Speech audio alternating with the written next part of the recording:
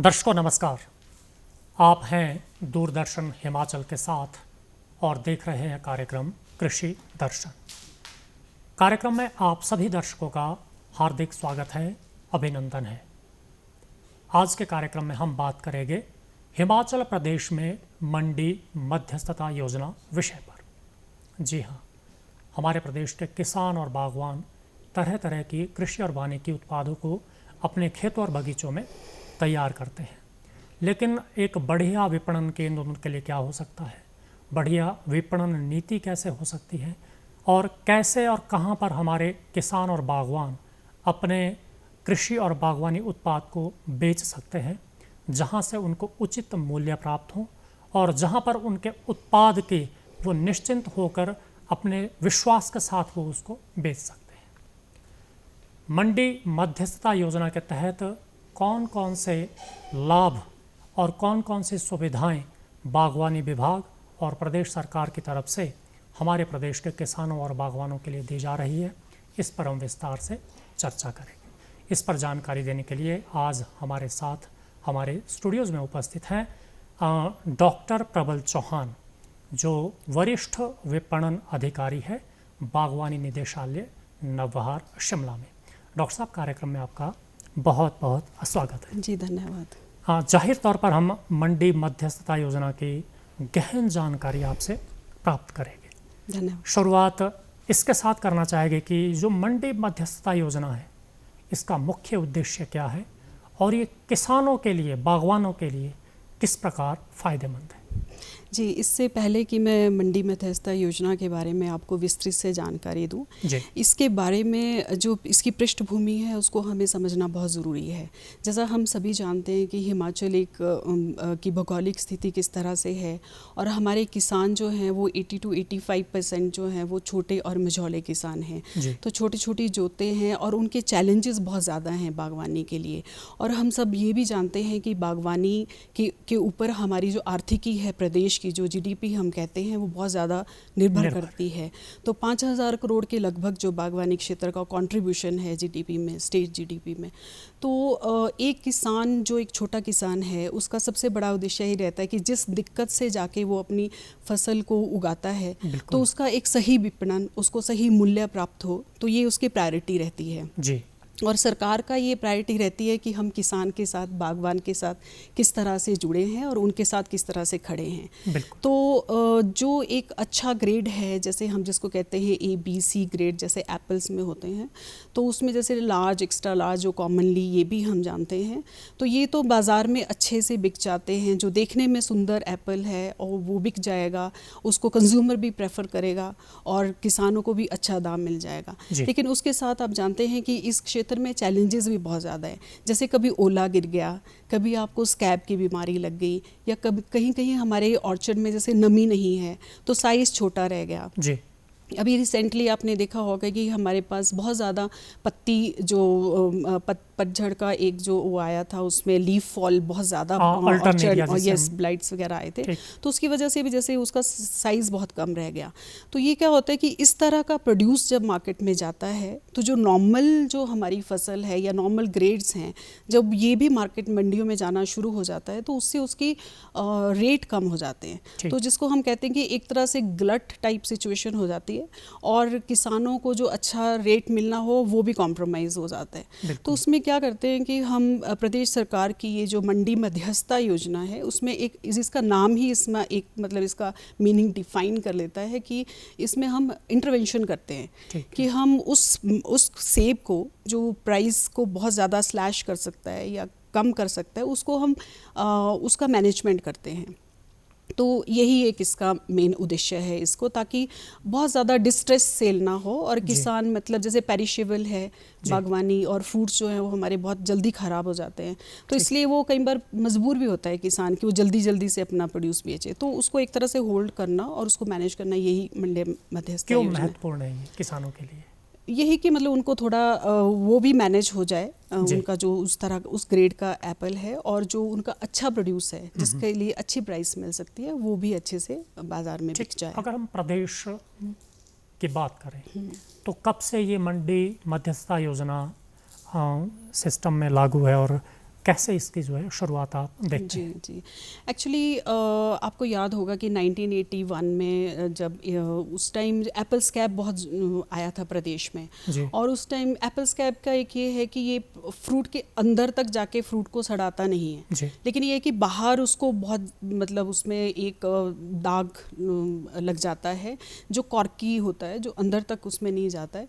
तो उससे क्या होता है कि उसकी अपीयरेंस बहुत ख़राब हो जाती है और मार्केट में वो बिक नहीं पाता। तो उस टाइम ये एप्पल स्कैब प्रदेश में बहुत ज़ोर से आया था। तो उस टाइम किसान बहुत एक चिंतित हो गया था पूरे बागवान प्रदेश के कि अब हम अपना सेब बेचेंगे कहाँ। तो स्टार्टिंग में इसको एज ए सपोर्ट प्राइस की तरह ही इसको स्टार्ट किया था। तो जैसे इसमें जैसे MSP हम बहुत कॉमनली जानते हैं, आपको पता है, एक बड़ा रहता है कि भाई जो ये मिनिमम सपोर्ट प्राइस है, और ये जो ये एक MIS और MSP, ये दो शब्द बड़े प्रचलित से हैं। क्या तो ये है? MSP जो होता है वो सपोर्ट प्राइस है। इसको ज़्यादातर जो है ज़्यादा इसको यूज़ किया जाता है जो नॉन पेरिशेबल कमोडिटीज़ है, जैसे वीट हो गया। 22 टाइप्स ऑफ कमोडिटीज़ हैं जिनके ऊपर लोगों को होता है कि गेहूं, धान की फसल और PDS के माध्यम से इनको दिया जाता है, और इसमें नेशनल फूड कॉरपोरेशन इसमें काफ़ी ज़्यादा रोल प्ले करती हैं। लेकिन इंटरवेंशन स्कीम जो है MIS, ये पेरिशेबल कमोडिटीज़ हो के, जैसे टोमेटो हो गया, आपका अनियन हो गया और पोटैटो हो गया, इसमें सेब भी एक सब मिलित है। तो 2018 में जो PM आशा है, प्रधानमंत्री की जो आशा एक स्कीम है जिसमें अश्योर किया गया है कि किसानों को उचित दाम मिले उनकी फसल का। तो 2018 में इसको जो MIS है उसको भी इसके डोमेन में लाया गया है। तो ये इसी का एक घटक है जी। यानी कि अगर हम देखते हैं कि हिमाचल प्रदेश में तो खाद्यान्नों का भी उत्पादन होता है, बड़े थोड़े स्तर पर होता हो, और जो ये नकदी फसलें आप बोल रही है उनका भी उत्पादन होता है। तो यानी कि MSP और जो ये मार्केट इंटरवेंशन स्कीम है, ये दोनों ही हिमाचल प्रदेश में ये क्रियान्वित है और लागू है, और किसान और बागवान इसका फ़ायदा ले सकते हैं।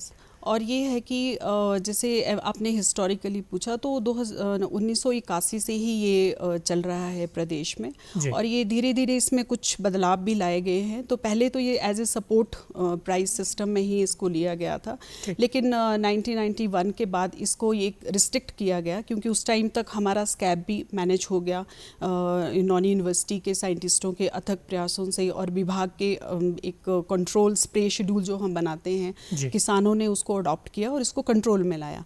तो इसको फिर धीरे से हमने इसको इंटरवेंशन स्कीम्स की तरफ कन्वर्ट किया, और इसमें कुछ हमने एक क्राइटेरियाज बनाए जिसमें उनको ये कहा गया कि आप C ग्रेड जो एप्पल देंगे, और उसमें आपको जैसे कि वो प्रोसेसिंग ग्रेड होना चाहिए। मीन्स उसको हम अपनी जो हमारा एक तंत्र है प्रोसेसिंग का, उसमें ताकि वहाँ पे उस प्रोड्यूस को हम यूज़ कर सकें। ठीक है। और डॉक्टर साहब, अगर हम देखें तो कौन कौन से ऐसे फल और अन्य बागवानी उत्पाद हैं जो इस मंडी मध्यस्थता योजना के अंदर आप कवर करते हैं, और इससे हमारे प्रदेश के किसानों बागवानों को क्या लाभ है? जी, इसमें ये देखा जाता है कि कमर्शियली प्रोड्यूस्ड आपकी फसल होनी चाहिए MIS के में, और इसमें अभी तक हमने सेब तो लाया ही है, क्योंकि आप जानते हैं कि 80% जो कंट्रीब्यूशन है सेब का ही है प्रदेश के जितना भी फल उत्पादन है उसमें। और उसके बाद हमने इसको आम और सिट्रस फ्रूट जो हैं हमारे सब ट्रॉपिकल एरियाज़ में, उनको भी इस स्कीम में लाया गया है। जी। दर्शकों, हम बात कर रहे हैं हिमाचल प्रदेश मंडी मध्यस्थता योजना विषय पर।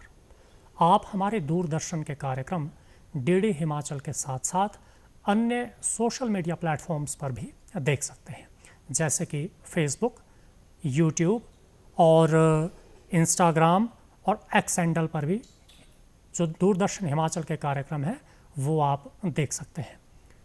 डॉक्टर साहब, हम बात कर रहे थे कि किस तरह से ये जो मंडी मध्यस्थता योजना, इसका क्रियान्वयन किया जाता है, और हमारे जो बागवान हैं, किसान हैं, उनको किन किन महत्वपूर्ण बातों का ध्यान रखना चाहिए ताकि वो इस योजना के तहत विभाग के साथ सम्मिलित होकर अपने जो उत्पाद है उसका विपणन में उसे आसानी हो और उचित उसे मूल्य प्राप्त हो।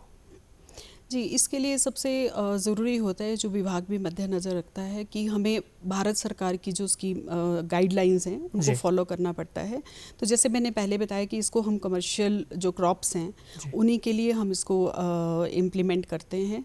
दूसरा ये है कि उनकी कुछ गाइडलाइंस होती है कि जैसे आपका प्राइस जो है वो डिक्लाइनिंग जा रहा है, जैसे पिछले साल से इस साल में अगर कुछ कमी रह गई है वो है।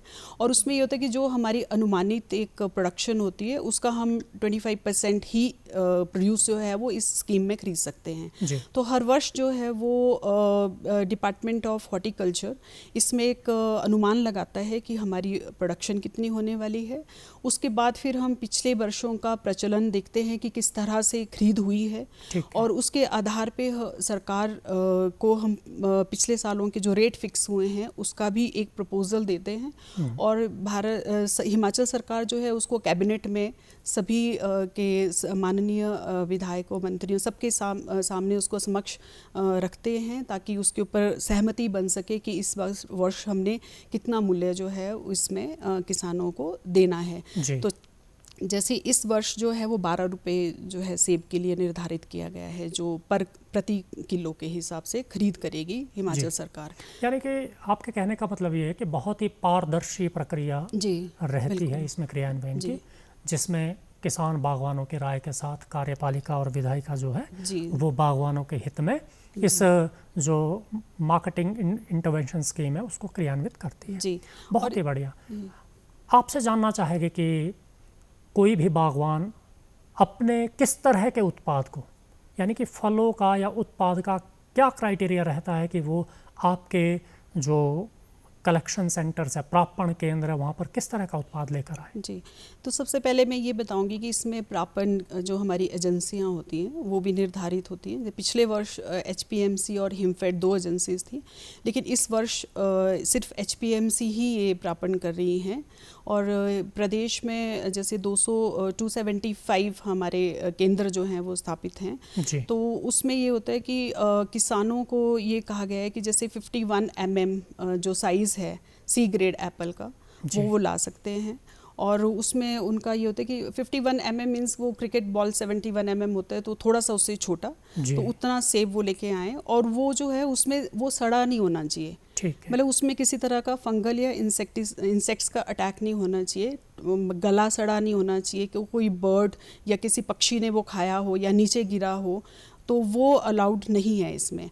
और इसमें ये है कि जैसे मिसशेपन है, जैसे हम बोलते हैं कि उसका आकार थोड़ा विकृत हो गया है, चाहे वो मॉइस्चर स्ट्रेस से हुआ हो या जैसे उसमें स्कैब का मैंने कहा या ओला से उसमें कोई दाग पड़ गया है, मतलब आप वो बिक नहीं पाएगा। पर ये है कि वो अदरवाइज वो फ्रूट हेल्दी होता है, मतलब उसको थोड़ा सा आप जैसे प्रोसेसिंग में हम उस फ्रूट को काटते हैं, चाहे जैम बनाना है चाहे जूस बनाना है, तो उसमें वो यूज़ हो जाता है। तो इसलिए वो प्रोसेसिंग हमारी जो फैसिलिटीज़ हैं उनके लिए एक तरह से वो सस्ते दाम पे वो मिल जाता है, और किसानों को भी उनका लागत का कुछ हिस्सा मिल जाता है। ठीक है। तो इसमें ये भी इम्पोर्टेंट है कि देखा जाता है कि किसान की जितनी ज़मीन है उसके हिसाब से भी प्रोड्यूस लाए। हालांकि जो FPCs और FPOs हैं वो एग्रीगेट करके भी ये फल ला सकते हैं, तो उनको अपना प्रूफ देना पड़ता है कि हम ये FPCs रजिस्टर्ड हैं या FPOs हैं, तो ये भी ये ला सकते हैं। ठीक है। डॉक्टर प्रबल, अक्सर हम देखते हैं कि जैसे आपने जिक्र भी किया कि ये जो मंडी मध्यस्थता योजना है खास करके छोटे और जो दरमियाना किसान बागवान हैं उनके हितार्थ और लाभार्थ ये शुरू की गई है।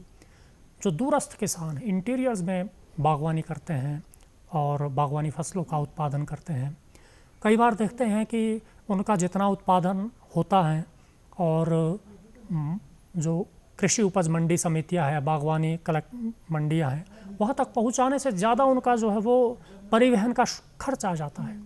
तो ऐसे में आपके जो प्रापण केंद्र है, आपके जो खरीद केंद्र हैं, प्रदेश के क्या ऐसे दूरस्थ क्षेत्रों पर भी हैं जिससे किसान और बागवान वहाँ अपने स्थानीय क्षेत्रों में इसका लाभ ले सकते हैं? जी, तो इसमें ये है कि जैसे हम देख सकते हैं कि जैसे सेब का सबसे ज़्यादा उत्पादन जो है वो शिमला डिस्ट्रिक्ट में होता है, उसके बाद जैसे कुल्लू, मंडी इस तरह से होता है। तो प्रापण केंद्र भी उसी ऑर्डर में खुले जाते हैं। जैसे शिमला में हमारे 215 प्रापण केंद्र हैं, तो ये जैसे मैं बताऊँगी कि डोडरा क्वार जैसे क्षेत्र में भी हमारे प्रापण केंद्र हैं। तो ये हर मद्देनज़र क्राइटेरिया जो है एक ऑलरेडी फिक्स्ड है कि जो वहाँ पर उतना प्रोड्यूस होना चाहिए कि वो कलेक्शन सेंटर वहाँ पे जस्टिफाइड हो, क्योंकि वहाँ पे मैन पावर भी हमें रखनी पड़ती है और पूरा इंफ्रास्ट्रक्चर, जैसे जो प्रापण केंद्र है वहाँ पे वेइंग मशीन होगी, वर्नियर कैलिपर होगा, आपके तरपाल लगाए जाते हैं ताकि वो उसमें और मैन पावर भी रखी जाती है ताकि वो उसकी प्रॉपर एंट्री कर सके।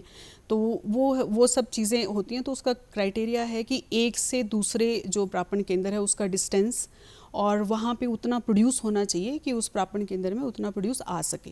तो ये सारा ध्यान रखा जाता है। और मैं ये कहना चाहूँगी कि जैसे हमारे कुल्लू में भी काफ़ी सेंटर खुले हैं, लाहौल स्पीति में भी हमारे 2 सेंटर हैं। तो प्रदेश के दूरस्थ जितने भी हमारे ज़िले कह लो चाहे एरियाज़ कह लो, उन सब वहाँ सब जगह हमारे प्रापण केंद्र खुले हुए हैं। जैसे आप देखते हैं कि जो ये एक ग्रेडेड फ्रूट होता है और एक गुणवत्तायुक्त जो बागवानी उत्पाद होता है, उसके लिए चाहे वो ई-नैम के माध्यम से हो या फिर मैनुअल रूप से जो मंडी में एक खुले में बोली लगती है, तो क्या इस तरह का आपके भी प्रावधान है या कोई आपका एक निश्चित मूल्य निर्धारित रहता है कि इस मूल्य पर ही हम खरीदेंगे? जी, हमारा निश्चित मूल्य निर्धारित रहता है, क्योंकि हम एक पर्टिकुलर टाइप ऑफ प्रोडक्ट खरीद रहे हैं। मतलब जिस तरह से वो सी ग्रेड है और वो थोड़ा सा मिसशेपन है, रसेटेड है, बस उसमें कोई सड़ा गला नहीं आएगा, तो वही क्राइटेरिया है उसका। तो एक वो अच्छी क्वालिटी वाला जो आप कह रहे हैं जो ई नाम से जाता है, वो ये आपका बहुत अच्छी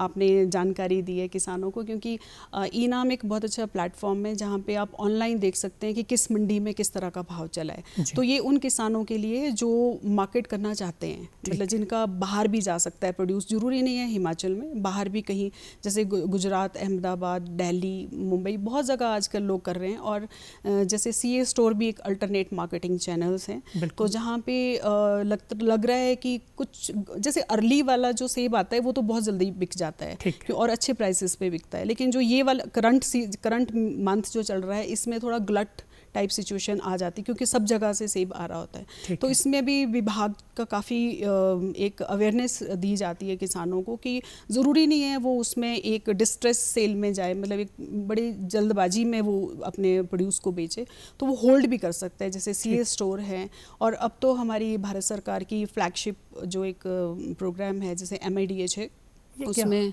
mission for integrated development of horticulture है जी। इसके विषय में थोड़ा विस्तार से बताएंगे? इसके वैसे ये तो पूरा ही एक तरह से एक टॉक इस पे सेपरेट से हो जाएगी, पर इसमें मैं सिर्फ सीए स्टोर और कोल्ड स्टोर के को कवर करना चाहूँगी आज के जो टॉपिक है उसके रिलेटेड। इसमें एनर्जी एफिशिएंट सीए स्टोर जो हैं, जो स्मॉल लेवल, जो आपने दूरस्थ और बहुत रिमोट एरियाज़ की बात करी है, वहाँ पे एक छोटे और एनर्जी एफिशिएंट सीए स्टोर और कोल्ड स्टोर फार्मर्स को सब्सिडी के पे उपलब्ध हैं। तो उसमें MOU भी विभाग ने किया है, तो वो एक कंपनी है जो आपको एनर्जी एफिशिएंसी स्टोर बना के देगी। तो इस तरह की सुविधाएं हैं, और मंडियों का इंफ्रास्ट्रक्चर भी विभाग अन्य कहीं जैसे हमारी एक्सटर्नली एडेड जो फंडिंग आती है, जैसे अभी एम्बिशियस एक हाल ही में प्रोजेक्ट जो किया बागवानी विभाग ने, हिमाचल प्रदेश बागवानी विकास परियोजना, उसमें मंडियों को भी बहुत ज़्यादा हमने उसमें स्ट्रेंथनिंग की है और सीए स्टोर को इम्प्रूव किया है, जो HPMC के सीए स्टोर हैं, बल्कि प्राइवेट में भी हमने जो हमारे एग्री एंटरप्रेन्योर्स हैं उनको भी सीए स्टोर लगाने के लिए काफ़ी प्रोत्साहित किया है।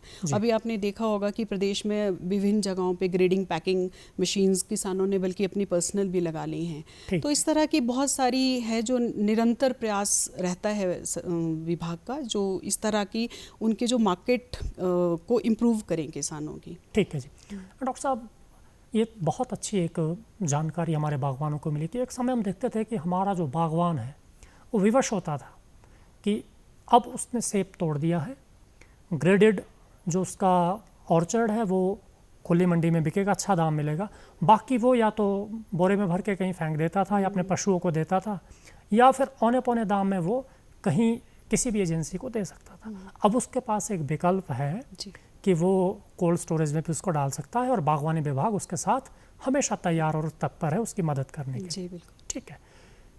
अक्सर हम देखते हैं कि परिवहन में हमारे जो बागवान है, जैसे उदाहरण के लिए मैं बताना चाहूँगा कि किन्नौर से कोई सेब ला के चलता है, जब तक वो परमाणु पहुँचता है तो सेब का जो रस है वो टपकने लगता है। तो इस तरह की कोई वैकल्पिक व्यवस्था उसके जहाँ वो उत्पाद करता है उस क्षेत्र में हो सकती है, जिससे उसका उत्पाद खराब होने से ना बचे, उससे किसान को भी बागवान को भी फ़ायदा है, और आपके जो मंडी मध्यस्थता योजना के तहत जो आप एक सी ग्रेडेड फ्रूट चाहते हैं वो भी एक गुणवत्ता युक्त आप तक भी पहुँचे? जी, तो इसमें ये है कि लार्जर स्केल पे जैसे हिमाचल प्रदेश सरकार ने अभी भी एक स्ट्रैटेजिक लोकेशन है, जो पहले आपने कहा कि परवाणु तक वो सारा प्रोड्यूस जाता था, तो पराला में बहुत बड़ी एक प्रोसेसिंग यूनिट HPMC ने स्थापित की है, जो यही इसी वर्ल्ड बैंक फंडेड प्रोजेक्ट में इस्टेब्लिश किया है। तो इससे काफ़ी राहत मिली है। इसको हम दो तरीके से देख सकते हैं, एक तो ट्रांसपोर्टेशन कॉस्ट कम हुई है और दूसरा पर्यावरण के लिए भी हुई है, क्योंकि उसमें पेट्रोल और वो सारी चीज़ें उसमें भी काफ़ी इसमें हमें फ़ायदा हुआ है। तो ये तो रहता ही है कि हम अच्छे से अच्छे और जो जिसका जूस अच्छे से निकल जाए तो हेल्दी फ्रूट ही हम जल्दी, तो ये निर्देश दिए जाते हैं जो भी प्रापण केंद्र पे अधिकारी हैं कि जल्दी से जल्दी उनको नियरेस्ट जो उसका प्रोसेसिंग यूनिट है वहाँ तक भेजा जाए।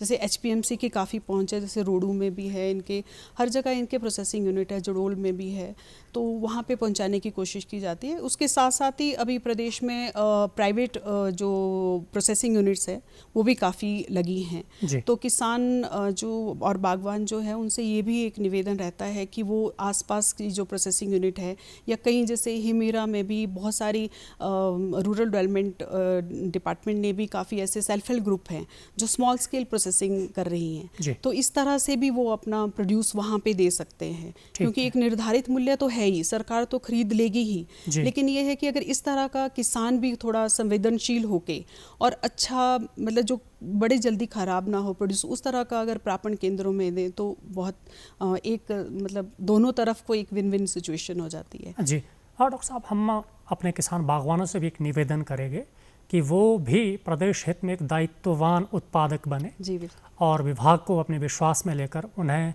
जो है को गुणवत्ता युक्त उत्पाद दें, ताकि आने वाले समय में भी विभाग उनके लिए जो है उपयोगी योजनाएं ला सके। अक्सर हम देखते हैं कि कई बार किसान जो है वो अपने उत्पादों को वहाँ तक पहुँचाते हैं, तो क्या उनको किस तरह की रसीद मिलती है, और जो इस मार्केटिंग इंटरवेंशन स्कीम में जो पदाधिकारी रहते हैं उनकी क्या प्रक्रिया रहती है इसमें क्रियान्वयन की? जी संक्षिप्त में। यस, जो ये प्रापण केंद्र पे रहते हैं इंचार्जेस, इनकी प्रॉपर ट्रेनिंग होती है और इनको एक रिसीट बुक भी दी जाती है, एक रजिस्टर भी दिया जाता है, और वहाँ पे वो कितना प्रोड्यूस आ रहा है, कितना डेली डिस्पैच हो रहा है, उनका सारा उनको उसमें रिकॉर्ड रखना पड़ता है। तो जो किसान है उनसे मेरा ये निवेदन है कि आप प्रॉपर एक रिसीट जितना भी आप प्रोड्यूस दे रहे हैं वो वहाँ से लेके जाए, क्योंकि वो रिसीट एक कागज़ का टुकड़ा ही नहीं है, उसमें आपको उसके बदले में आपको पूरा सरकार से उस पर धनराशि दी जाती है। अगर आप इच्छुक हों तो धनराशि के बदले में आप इनपुट्स भी ले सकते हैं, पर वो फोर्सफुल नहीं है। हम सरकार की कमिटमेंट जो है वो उनको धनराशि देने की ही है। तो HPMC की एक रिसीट प्रॉपर होती है, वो लें, वो प्रॉपरली स्टैम्प्ड हो और उसमें जो इंचार्ज है उसका प्रॉपर उसमें सिग्नेचर्स हों। तो इसको एज ए कैश समझें और उसको संभाल कर। अगर आपसे ये रिसीट गुम होगी तो फिर बड़ा मुश्किल हो जाता है कि उसको हम किस तरह से उसका कंपनसेशन दें या उसको पेमेंट करें। और दूसरा ये कि उनकी ये जिम्मेदारी भी बनती है कि वो एज ए प्रूफ कि मैं किसान हूँ, क्योंकि हम किसी बिचौलिए से ये नहीं ले रहे हैं ये प्रोड्यूस, ना किसी कमीशन एजेंट से, तो वो अपना उद्यान कार्ड और अपना एक रेवेन्यू रिकॉर्ड कि मतलब ही इज़ ए फार्मर, तो वो भी वो लेके आए प्रापण केंद्रों पे, ताकि वो वहाँ पे उनको भी ये सुविधा हो। और दूसरा एक डिफ़ाइन है गाइडलाइंस, वो हमारे वेबसाइट जो है ई उद्यान पोर्टल जो है डिपार्टमेंट का, वहाँ की पूरी गाइडलाइंस जो है वो किसान की सुविधा के लिए वहाँ हमने डिस्प्ले की हुई है, ताकि उसको पता चले कि मैंने किस तरह से ये प्रोड्यूस वहाँ प्रापण केंद्र तक लाना है। जी, डॉक्टर प्रबल चौहान, मंडी मध्यस्थता योजना के बारे में महत्वपूर्ण जानकारी हमारे किसान बागवानों को आपने दी, आपका बहुत बहुत धन्यवाद। Thank you. दर्शकों, ये था आज का कृषि दर्शन। अगले अंक में एक नए विषय के साथ फिर आपके समक्ष उपस्थित होंगे। अन्य कार्यक्रमों के लिए देखते रहिए DD हिमाचल। अनुमति दीजिए आप सभी को नमस्कार।